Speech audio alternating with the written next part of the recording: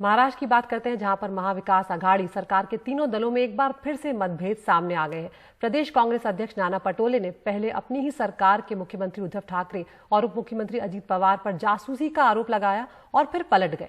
वहीं एनसीपी प्रवक्ता नवाब मलिक ने जासूसी के आरोपों से इनकार करते हुए राज्य सरकार में शामिल बड़े नेताओं की पुलिस द्वारा मुख्यमंत्री और उप मुख्यमंत्री की ब्रीफिंग को रूटीन बताया है, जबकि शरद पवार ने नाना पटोले को छोटा नेता कहकर नजरअंदाज किया।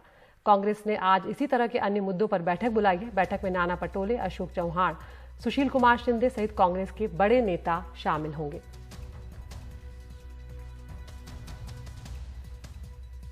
कांग्रेस का प्रभाव देश में बढ़ रहा है। मैं महाराष्ट्र की बात नहीं कर रहा हूं, देश में बढ़ना चाहिए।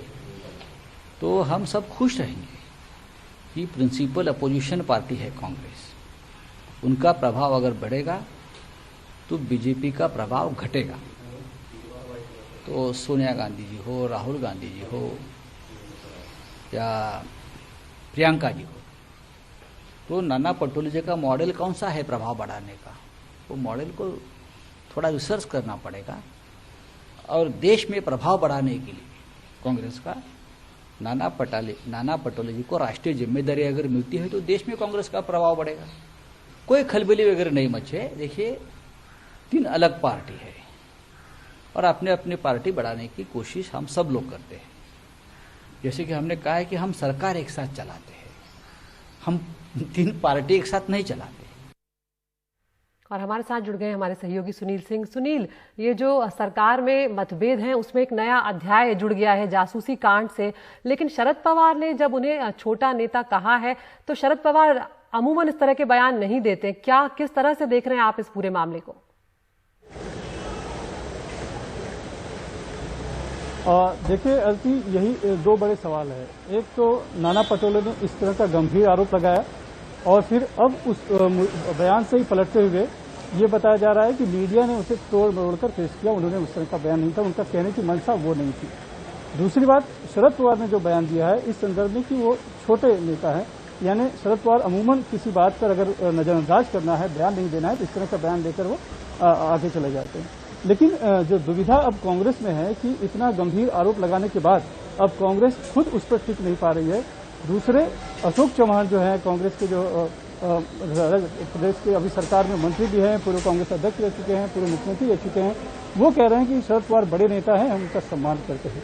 और दूसरी तरफ जो कांग्रेस प्रदेश के प्रभारी एच.के. पाटिल हैं, अभी मीटिंग यहाँ पर शुरू हो रही है, सभी बड़े नेता कांग्रेस के आ चुके हैं, वो कह रहे हैं कि महाराष्ट्र विकास जो आघाड़ी है वो 5 साल चलेगी, हम सरकार में है, कहीं कोई मतभेद नहीं है। तो कुल मिलाकर सिर्फ ये माना जा सकता है कि जो बयानबाजी कांग्रेस की तरफ से आ रही है, नाना पटोले ने जो बयानबाजी की वो सिर्फ एक हवाबाजी थी, या फिर कहीं न कहीं जिस तरह के उनके तेवर थे कि जो संगठन है, कार्यकर्ता है, उनको उनमें एक मनोबल बढ़ाने के लिए शायद उन्होंने इस तरह की बातें की कि शायद उनमें एक मनोबल बढ़े।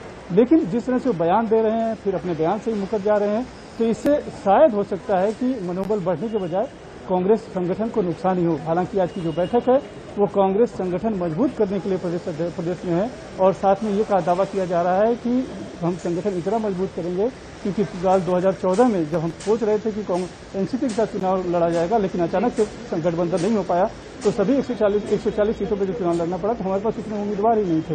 तो इस बार हम तैयारी पूरी कर रहे हैं, और अगर भविष्य में कांग्रेस नंबर 1 पर आती है तो उसका मुख्यमंत्री होगा। लेकिन जब इस महाविकास आघाड़ी की सरकार की बात करें तो सत्ता में न तो इनको सम्मान कहीं मिलता दिख रहा है, न तो बराबर की हिस्सेदारी मिल रही है, बयान भी दे रहे हैं तो खुद ही पलट जा रहे हैं। तो इस हिसाब से हम देख सकते हैं या समझ सकते हैं कि कांग्रेस की किस तरह की स्थिति है, और अपने में ही अफवाह में उलझन में फंसी हुई कहीं कांग्रेस नजर आ रही है। बिल्कुल सुनील, ये तो अलग अलग मुद्दे हैं, लगातार उन पर मतभेद चल रहे हैं, लेकिन ये जो जासूसी कांड है ये क्या है, अगर आप इसके बारे में बता पाएं।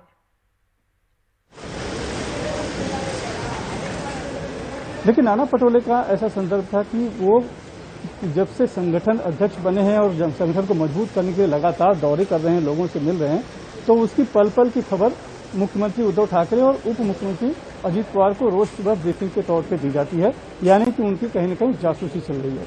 ये उनका बयान है। उनका मनसब ये है कि सरकार जो है वो उन पर नजर रख रही है और वो नहीं चाहती कांग्रेस पार्टी मजबूत हो। लेकिन जो नवाब मलिक हैं, एनसीपी के मंत्री भी हैं और प्रवक्ता भी, उनका कहना है कि ये जो नाना जो कह रहे हैं ये बहुत ही रूटीन बात है। जो भी राज्य में खास करके प्रदेश सरकार में शामिल संगठनों के जुड़े बड़े नेता होते हैं, जिनको जो प्रोटोकॉल के तहत आते हैं कहीं न कहीं, उनको उनके बारे में इस तरह की सूचनाएं रखी जाती है ताकि उनकी सुरक्षा की जाए, सुरक्षा के एहतियातन। तो ये शायद उनको जानकारी नहीं, इसलिए उन्होंने ऐसा बयान दिया। तो ये मामला जासूसी का है। नाना पटोले ही वो शख्स हैं जो आरोप लगा चुके हैं कि 2015 से लेकर 21 तक इनकी जासूसी होती रही, उनके फोन टैपिंग होती रही। उन्हें उसी के आधार पर विधानसभा में सवाल उठा था और विधानसभा में घोषणा की गई थी कि उसकी जांच की जाएगी, उसकी जांच कमेटी भी बना दी गई है। लेकिन ये जो अपनी ही पार्टी और अपने ही मुख्यमंत्री और उप मुख्यमंत्री पर उन्होंने जो जासूसी का आरोप लगाया, बहुत ही संगीन आरोप है। हालांकि अब वो खुद उस अपने बयान से पलटते हुए नजर आ रहे हैं। उनका कहना है कि मीडिया ने उनके बयान को तोड़ मरोड़ कर पेश किया, उनका कोई ऐसे कहने का कोई मतलब नहीं।